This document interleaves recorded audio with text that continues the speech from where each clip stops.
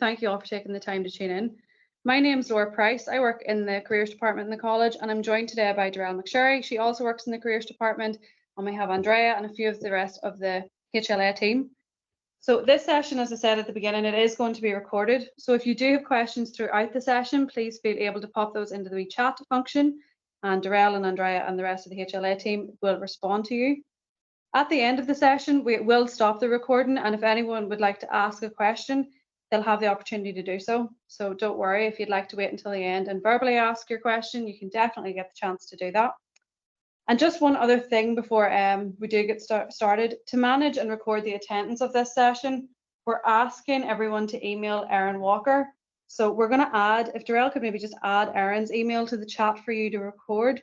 If you can just email Erin, let her know your full name and the title of the HLA pathway that you've applied for. She'll be able to take a wee record of your attendance today. All right, perfect. So we'll go ahead and get started. The overview then of today's sessions, what we're hoping we're going to be able to cover, we're going to talk about the additional employer information form. I'm going to discuss the sections of the form and how to complete it. We will talk about interview preparation. When you complete and submit your employer form, a staff member will approve it. After this, the next stage of the process is your employer interviews. So I'll discuss the skills employers are looking for and give you tips on how to discuss them during interview. We'll talk a little bit about the interview itself. So I'll go over a few tips about carrying out an interview, and we'll also discuss interview behaviours. After the interview then, we'll also talk about next stages that you can do once you finish your interview, how to update the team on any outcomes of the interview, and what you can do to help you prepare for future ones. All right. So the additional employer information form. The employers do want to hear about any additional activities that you are completing outside of school or college. They want to know about clubs, societies, any volunteer work you're doing, any areas of responsibility, basically. So that can be anything from even volunteering in your local youth club, helping maybe younger kids in youth club or through a sport activity, something like that. So they definitely do want to hear about your outside activities. You can include that in your additional form. It is important because this form will be sent to all of the employers that have expressed an interest in having an apprentice. It's important not to be specific about the employer that you really want. I know many of you maybe have an employer in mind, but as this form will be sent to them all, it is important that you don't be specific in the employer that you do want. The employers do not want to recruit someone who they regard as spreading themselves too thin. So it's really important that while you want to come across as engaging, socially active, and that you can manage many tasks at once, it's really important to keep in mind the fact that you do not want to appear too busy. This may cause the employer to think you're spreading yourself too thin. So it's really important that you balance those commitments properly and that you show that you have good time management skills and you can give time to everything that you've committed to. Okay. Using professional language is really important. The first sort of experience of you that they will get is this form. So from the very get-go, they are assessing your language and how you're coming across. So please don't use any slang. Don't use nicknames or anything like that in your application either. And always just present yourself in a professional manner at all times. When you're completing the form, make sure all the sections are completed correctly. Ask someone to proofread your form before you submit it. Check the grammar, the punctuation. As I said, this is their first impression of you, so make sure that your spelling, punctuation, presentation, and everything that you've included is clear and easy to read. Okay. And while you are doing a course, while taking part in the HLA program, it is important to recognize that the employer aspect of this qualification, it's a job, it's not a placement. So while you're being interviewed, those employers are going to be paying you a wage. So it's really, really important that you view this as a job and not as a student placement. The form itself then, so this slide kind of shows you the email that you should have all received. So hopefully whenever you submit an application form for a HLA program, an email should come through that gives you a bit more information about how to log in to the employer portal. Okay, so this will allow you then to add in your details. This email gives you the instructions of logging into the portal and what happens when you save and submit your application. After submitting your form, it will be reviewed by a member of staff. If it's deemed satisfactory, you'll receive an approval notification. If it requires any changes, it will be returned to you with comments. So just please make sure you make changes and you resubmit the form if it's returned to you. Okay. And it's also really important, you see that little email at the bottom, the hla@src.asc.uk. I would definitely ask everyone today, just make a wee note of that. If you have any queries, whether that's getting logged into your form or if you're having any issues with the form itself, please just let one of our HLA team know and they'll be able to advise you on the next steps. Okay.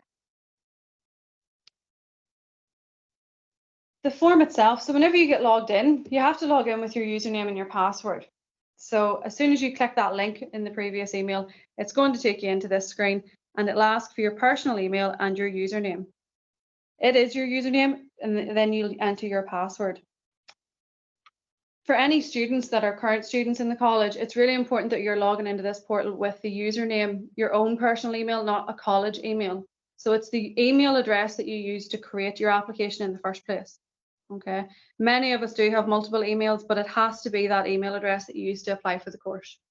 So that's your email, and then your password, you would have made that up at the time of applying as well.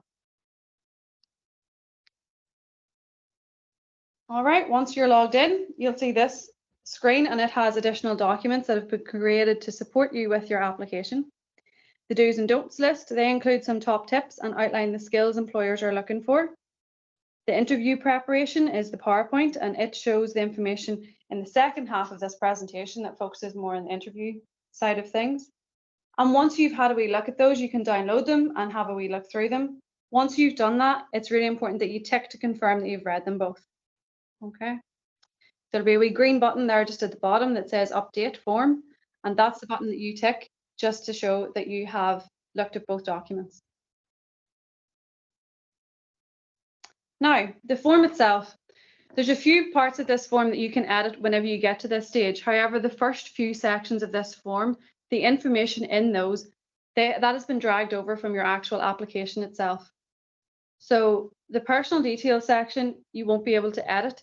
It's something that is edited on your actual application form through SRC. So it's really important whenever you log in here that you do check and make sure that all of these details are correct. And if anything is incorrect, you can edit that on your application side of things on the actual SRC website.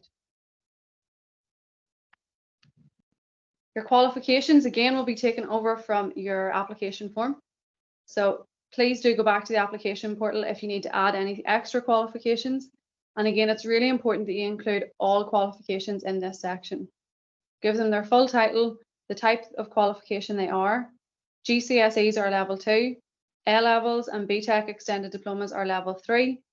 Please give their grade and make sure you include the year that they've been achieved. All right. But to edit that qualification section, it isn't actually done in this portal.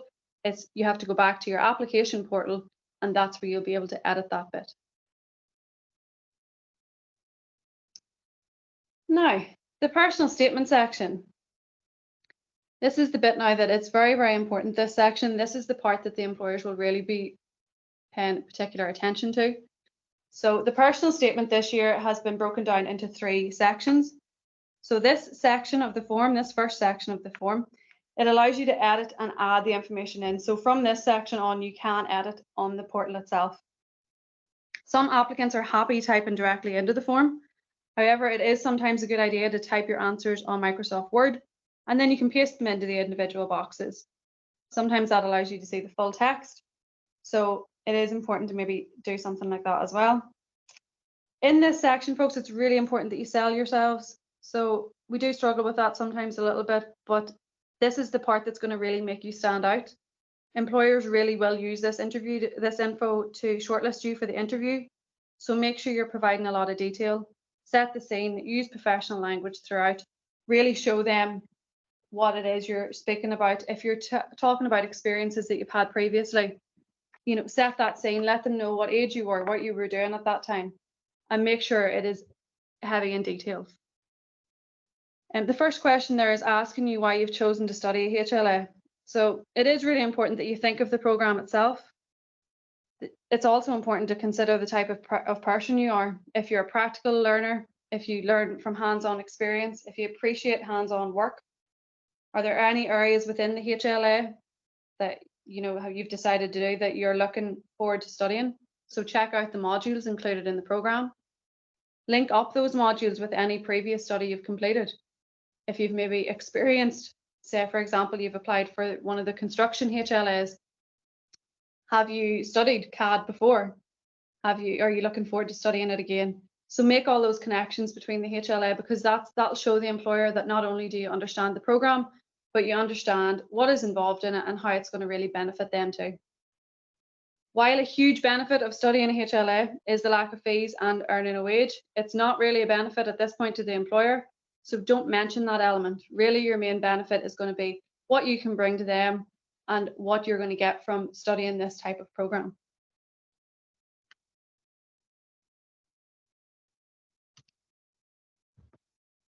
The second question then in this section, it is asking about your personal skills and what you can bring to a place of work.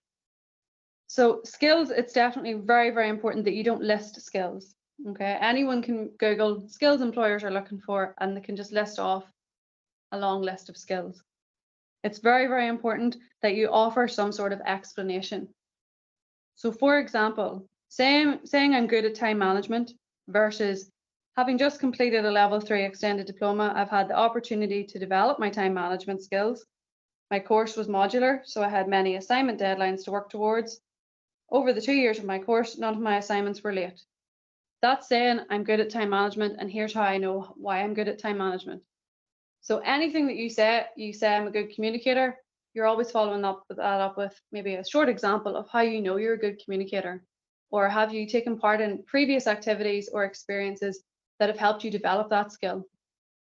Okay, so always do offer an explanation. The do's and don'ts list, that was the document at the very front page. It's also available, and they do have a list. There's a list of skills on that are relevant to the HLAs. So it's definitely worth having a wee look at those documents and linking them up to your previous experience as well. So definitely do check out that document. The third question there, it's asking you to give an example of a time when you worked as part of a team and what was your role. When you're asked to give an example of something, it's really important that you use the STAR technique. So I will talk about the STAR technique in interviews as well, because it's something that you can use both verbally and in writing.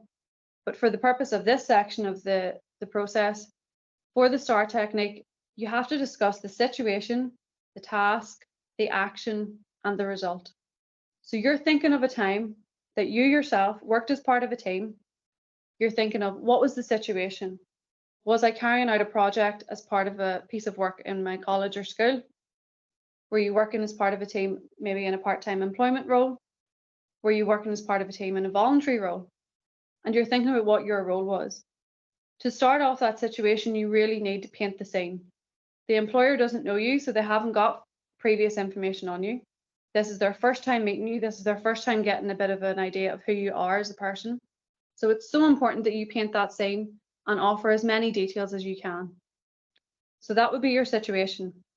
Once you've painted the scene and you've set the sort of context, you're going to move on to the task. And the task is basically what your task was. What were you responsible for completing within that situation? So what were your expectations and what challenges would it involve? After you've spoken about your task within the situation, you're going to then move on to the action. So how you've actioned that task. How did you actually carry it out? What practical things did you do to carry out your tasks? And if there were any challenges, how did you practically overcome them? What did you do to overcome those tasks? And then another very important part of this technique is the result. The result can sometimes be the shortest part, but it's a very, very important part because it wraps the whole thing up. So whether it was maybe a project that you worked on as a group whenever you were studying, if you got a very good high mark at the end, that's the positive result at the end. But ultimately, you want to round it off and you want to give a nice conclusion that involves a nice positive result. So it's so important when you're completing that section that you use the STAR technique.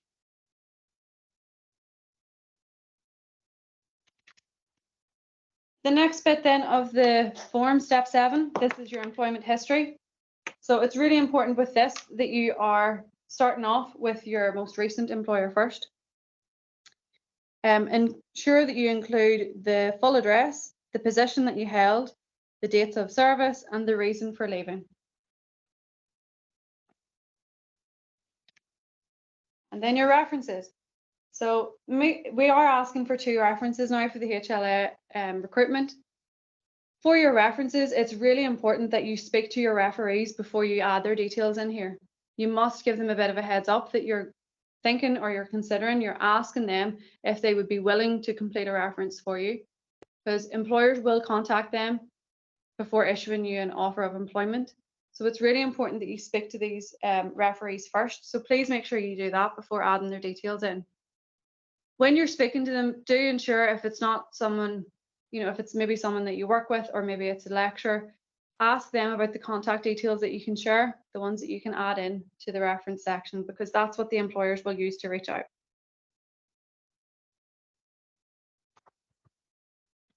And then the final step of this additional employer information form, step 9, and that's save for later or submit. You can work on this document. You don't have to complete it all in one sitting. You can save it for later. So if there's a part of it that you need to go off and research, or you need to go back into your application portal and change, please do that. And you can save it for later, and you can come back to it at a later stage. Once you're satisfied with that information, you can hit the green button that says Save and Submit. When you save and submit that application, it will be reviewed by a member of staff, and you'll have one opportunity to make changes. So if the form after it's submitted is given an approval notification, then no changes are needed. It's ready to now go to employers. If the form does require changes, it's going to be sent back to you, and there'll be a few comments that you'll receive, and it'll tell you about making changes to the information you've provided. When you make those changes, it's so important that you resubmit the form. By editing it, if you don't hit Save and Submit again, it's still sitting with you. So please make sure that you hit the Submit button when you're finished making changes. If you have any questions, folks, even if you want to take a wee photo of the email address on the screen, please work away, because that's your main contact for the HLA team in the college. So if you have any queries regarding the form, please do contact the HLA team. The plan from now basically is any forms that are submitted and approved by the 16th of June will be sent out to the first pool of employers, and that will be on the 19th of June. So from the 19th of June on, employers can start reaching out to you, and they will reach out to you directly to invite you for interviews. Any forms that are submitted and approved after the 16th of June, they'll be sent out in the second pool. So that will be around after A-level results day in August. Okay. So if you can go ahead and get those submitted as soon as, it does mean that you can go out in the earlier pool, but just make sure that you're given enough time for that application form and that you've read over the information properly. Okay, folks, that's kind of the additional information form. The next bit then that I'm going to move on to are the interview. It's the interview side of things now. So I suppose with interviews, everyone feels a bit nervous with interviews. The nerves and the emotions that you can get when you're preparing or when you're in an interview can range. It just depends on how those nerves kind of impact you as a person. But you can definitely feel a number of different emotions whenever you're in an interview. My main thing with interview preparation is just the preparation is the key to managing those emotions. The more preparation that you've done, the easier it is for your body to manage those. If your mind has a good idea of the information that you want to share with an employer, then your body can look after the physical sides of that. So if you are a nervous person, if you have nervous energy, sometimes I would be a bit guilty myself of getting jazz hands or, having those different gestures. But the more preparation you do, the better able you are to manage those things. So definitely preparation is key. And the preparation that you do for interviews can sometimes last 3 times as long as the interview itself, sometimes even more. Handling those emotions when you're actually in the interview. So it's really important to breathe, take a nice deep breath, manage your breathing, because that will help you pace your answers. When you're nervous, you can speed up your responses, but controlling your breathing will help you control your speech. Always have a positive attitude. Smile through the nerves. So even though you may feel really nervous inside, it's really important that you approach all of them in a really positive manner. I also think it's a good idea when you get to an interview, the location of an interview, have a conversation with someone. Someone will be there on reception. They'll be there to check you in. They'll be there, to take your details. Have a quick conversation with them. This sort of helps. It gives you the chance to manage your pace, your volume, the tone of your voice. So do have a wee conversation. Fidgeting again is something that happens when we're nervous. So do try and control that. Always maintain a positive posture. And again, with the hand gestures, always try and control those as well. In quite a few interviews, you do find that employers will have a glass of water in front of you. Sometimes people feel too nervous to take a drink of that, but do make use of that glass of water as well. If you feel that you need a wee second to think about an answer, take a little glass of water, take a mouthful of the water, and that will give you a minute or two to gather your thoughts. You can also take a small bottle of water with you to the interview if you need to.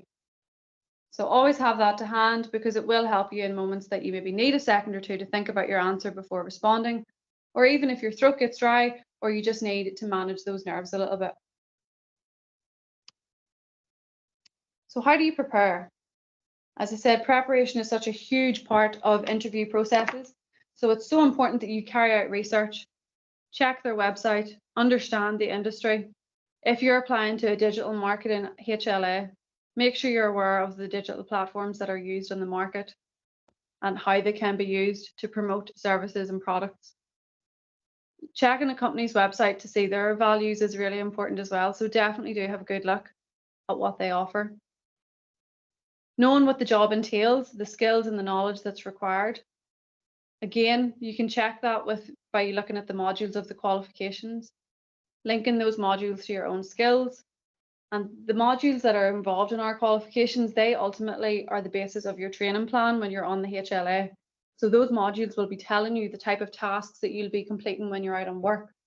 So definitely do measure those up and link them to what you've studied before, link them to the skills that you have, and that will give you a really good starting point to start preparing your answers for interview. Some employers may send you a job description. It's so important to go through that with a fine-tooth comb. Again, link it to previous experiences that you've had that show that you have the skills to carry out those kind of job roles and responsibilities.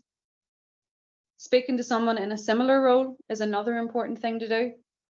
Sometimes when you've spoken to someone that's in a similar role, they can give you an insight into the different tasks that they've completed, and that can help you again link that up with your own skills and qualities.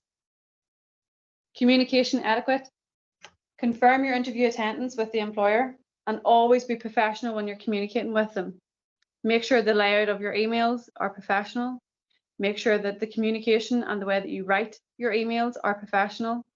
And just make sure that all communication between you and that employer, it's positive and professional at all times. Social media is a huge part of this, folks. It's massive.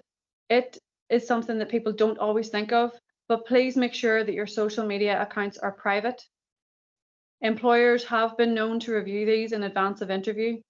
Sometimes they'll go on to get a quick idea of what you're like as a person on social media. So if you have posts up there that you would rather remain private, please make sure your profiles are private so that none of that information is shared. Always promote yourself positively in social media. We don't want any negative posts or anything that would be deemed negative by an employer. So please make sure that you're promoting yourself in a positive manner. Northern Ireland is very small, and it's just really important that you start establishing that reputation for yourself quite early on. And definitely, as big as social media is now, it's being used by employers, it's being used by universities and higher education providers as well. So do keep that in mind before your interviews. Even now after today, check your accounts, make sure they're private and make sure they're positive. More ways to prepare for this interview. So it is really important that you know the interview process. For example, is it a panel interview? Are they going to have group discussions? Are they going to have a day that you're able to go to the site to maybe take a tour, to have, meet other people that have applied? It's really important that you know that process. That information should be on the letter or the email that you've received to invite you to interview. The more information you have of what you're walking into, the better able you are again to handle all of the nerves that go with that. We all know what our own worst fears are. And sometimes when you're going into a situation that can be nervous, you picture your own worst fears. And 9 times out of it's never as bad as what you think it is. You know the areas that you would find sort of scary and unnerving. So that's what your mind automatically pictures when you're not sure. So make sure you're reading that information and you've armed yourself with as much information as you have received. It's really important that you know the location of the interview. And again, that might sound very obvious, but a lot of the employers that we have linked with the higher level apprenticeship program, they have multiple sites. They, maybe we have a site like the college. We've got campuses in Newry, Armagh, Portadown, Lurgan, Banbridge. It's really important that you know that with the employers as well, that if they're taking you to one particular site and they might have another site, there could be somewhere that you're aware of. Even Norbrook, for example, they have a few sites. It's very important that you know exactly the location of the interview, and do make sure that you know where the documents are that you need to bring. Some employers will want a photographic ID. So again, it's so important that you have that ready. Don't be searching for that on the morning of the interview. Have it sitting somewhere the night before so that you can just lift it and bring it with you. If you're invited to an interview, please do attend, as this will build your experience. So unfortunately, we have no control over the timeline of the interviews. They will happen after the 19th of June when the employers start receiving your form. But each employer is up, it's up to them how and when they carry out those interview processes. It'll just depend on their own internal organizations and how they organize that. So it is important that you attend the interviews that you're being invited to, build on your experience, and get as much experience of them as you can. As I said earlier, Northern Ireland definitely is a small place and employers do talk. So any unprofessional, negative communications with employers could affect your future employment. They do speak to each other, they share information. So it's definitely really important to keep that in mind just throughout this full process. Selling yourself, as I said earlier, just whenever we were talking about the form and how to complete it, it is something that we can struggle with a wee bit over here. Sometimes we're very quick to say, I am okay at doing that, when really we know we're quite strong at carrying out a task or doing a particular thing. It's really, really important that you know what your strengths are. Before you go into your interview, please read over your 3-question responses. That, as I said, is the first introduction the employer gets from you. So they need to be able to see exactly the information that you've given. And if there's something of particular interest in that information that you've given at this stage, they could ask for more information about it, or they could ask you to expand. Tell us more about this experience you had in 2010. So you need to be able to follow up. You need to be able to tell them more about it. Always relate your skills and your knowledge to the job description or the course modules. So always bring it back to that industry. Link it in as much as you can with the industry that you're applying to go into. And as I said, please make sure you're comfortable using that STAR technique. When you're nervous and when you're trying to think of information on the top of your head, it's very difficult. So preparation for this is definitely so important. The STAR technique, if you get used to using it, it can really help you keep control of that information.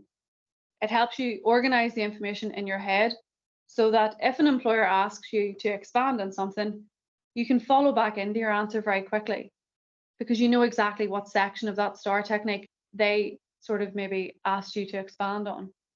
So it definitely does help you keep your answers in order, and it means that the answers are there, they're in a proper format, the amount of detail that you'd like to offer.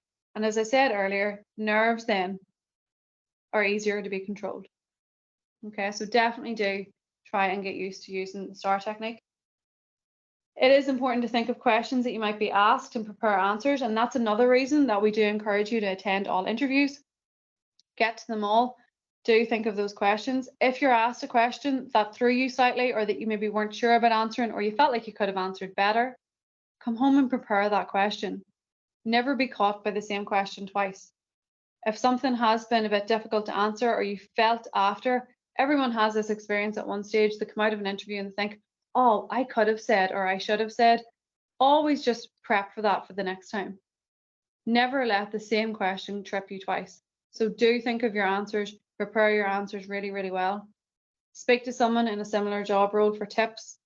Again, they can give you a bit more information about the day-to-day responsibilities of the job. And by doing that, That'll help you work out what type of things are they likely to ask me that would mean I'm good for this job. Practice saying your answers and talking about your skills to your family and friends. You might feel a wee bit awkward doing this, but trust me, folks, how you write and how you speak are two different things. And if you are writing out your answers and then it gets to actually speaking those answers, you want to make sure that there's that natural flow. So when you prepare your answers, definitely practice saying them out loud. Ask a family member or a close friend, someone you trust, to listen to you as you're saying the answers.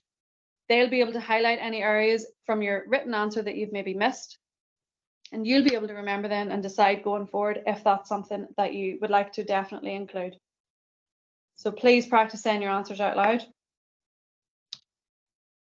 This is just a further wee breakdown of that STAR technique. So again, with the STAR technique, if you're asked to give an example of a time or describe a time that you have completed a task, please use this technique. It will definitely help you. Even demonstrating that you have the right knowledge to do this kind of work, this technique is the best technique that will help you provide as much detail as possible. So you're starting off by setting the context of your story and painting the scene. You're talking about what your task, what was actually required of you in this situation. How did you action the tasks? What did you actually do practically to complete that task? And what was the positive result at the end? How did the situation play out? It's invisible to interviewers whenever the STAR technique is used properly, and it does come across really, really well. So do try and get into the practice of using that, and it will always stand by you, whether in writing or speaking. So definitely do have a wee look at it. Common questions. So a question that sometimes people don't always like is, tell me about yourself. It's quite an open question, but that's a nice question to get started because you have complete control of the information you give them.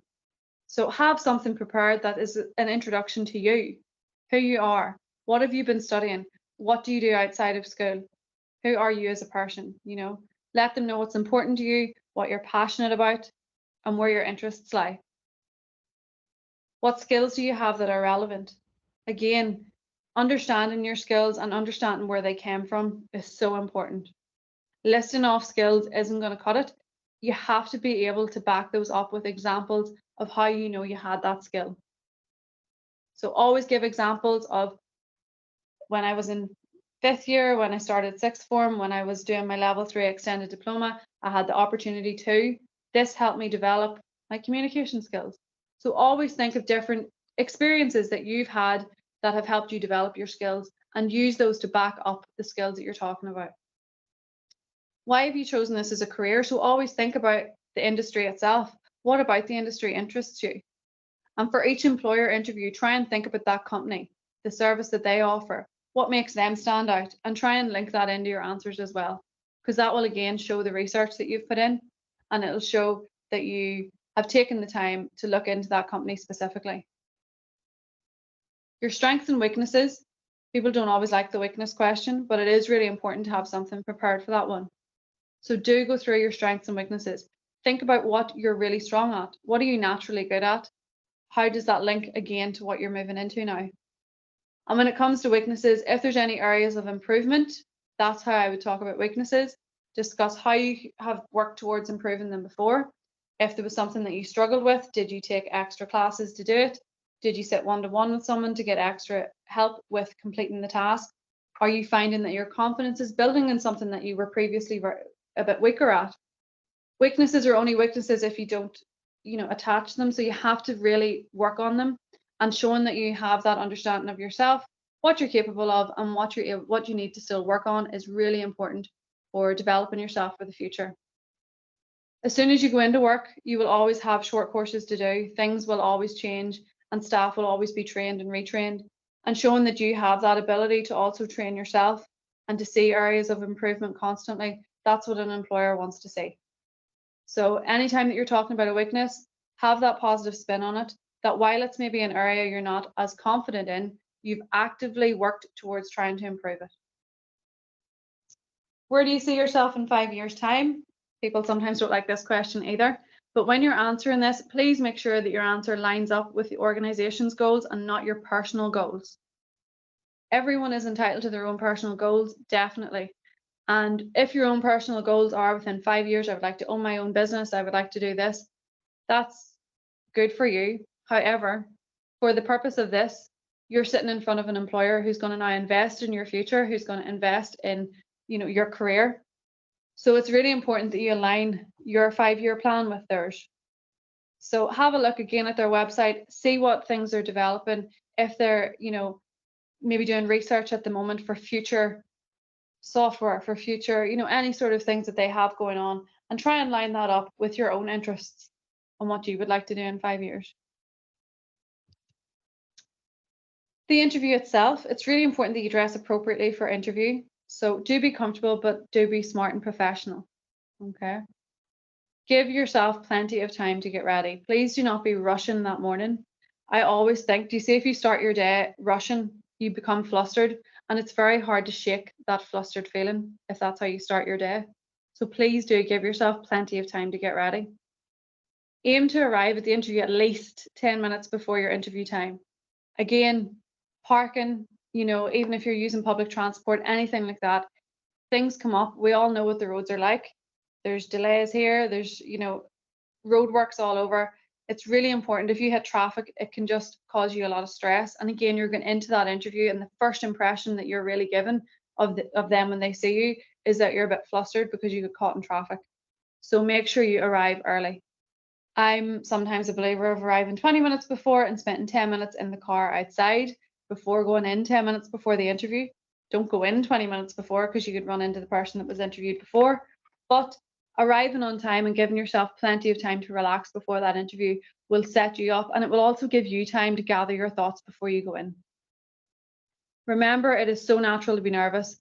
Everybody experiences nerves.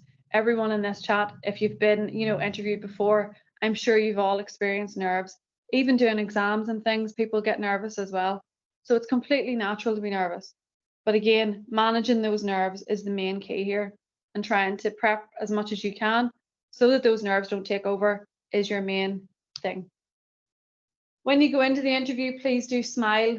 Remember, keep that positive body language.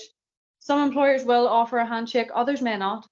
COVID kind of threw the handshake sideways for a while, so some are getting back into it again, but follow their lead as well, and do have that handshake if it's offered. Your body language is being monitored from the get-go, so make sure your posture is positive. Make sure you're sitting straight in the seat. Make sure you aren't fidgeting. If you've got a zip on your jacket, please don't be messing with it. If you have a pen in your hand, please don't be clicking it. Make sure that you've got positive body language and that you appear professional with a positive posture throughout. Maintaining eye contact is really important too. And sometimes I get the question of, how do I maintain eye contact if it's a panel interview, if there's maybe 4 or 5 on the panel? You'll find that they will all be writing different things at different times, but always kind of direct your answers towards the person that asked the question of you. They will all kind of take turns asking questions, so always kind of direct the main majority of that question back to the person that answered you. But as I said, a lot of them will be writing your answers as you're speaking. So, your eye contact, it should be established pretty naturally between you and whoever asked the question. Maintain your voice, your pace, your tone, your speed. And it's really important to be yourself. The employers want to see who you are. They want to see who you are as a person. That's who they're employing. And your attitude is really, really important in this. And it's definitely being assessed from the get-go. So just make sure it is always positive. When you're in the interview, if you have a little bit of nerves, it can sometimes be very easy to think you heard what the question was when you didn't really. So it's really important that you listen to that interviewer. If you're not sure, please ask them to repeat a question. It's so much better to ask them to repeat a question and then have a true understanding of what that question is and answer it properly, than make an assumption about the question that's been asked and then answering something that is irrelevant, because that's not showing your listening skills very well. So listen very carefully. And as I said, there can be moments that nerves take over and you maybe, what did they say there? Or what way was that worded? Ask them to repeat the question if you need them to. You can pause, so don't rush your answers. Do you remember the little glass of water that I said earlier? You can take a little sip of water if you feel like you need a second to think about your answer before you say it. And always give good full answers as well, providing as much detail as you can, highlighting the situation, the task, the action, and the result in all of your examples. At the end of the interview, you're generally asked if you have any questions, and this is a part of the interview process that people can sometimes forget about. But it is really important that at this stage you can ask about a number of things. You can ask about further training opportunities, when you can expect to hear the outcome of the interview. Do not ask about salary, holidays, or any benefits. That's not the time to ask those type of questions. And if you don't have a question or you didn't prepare a question beforehand, please do not ask one on the spot. Asking a question on the spot can sometimes highlight what you didn't research. For example, if you ask them a question that they've answered very clearly on their social media or on their website, it can highlight sometimes what you didn't research more so than what you did. And it's the very end of the interview, so you don't want to leave that last thought in their mind.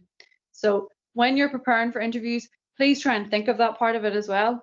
Think of the questions that you're going to be asked, but also while you're doing your research, if you have any questions, jot that down so that you can include that in this section as well. Always remember the questions that you were asked in an interview and do keep a note of them. As I said earlier, that'll help you prepare for any future interviews. If you're unsuccessful, you can contact the organisation for feedback and make note of their comments.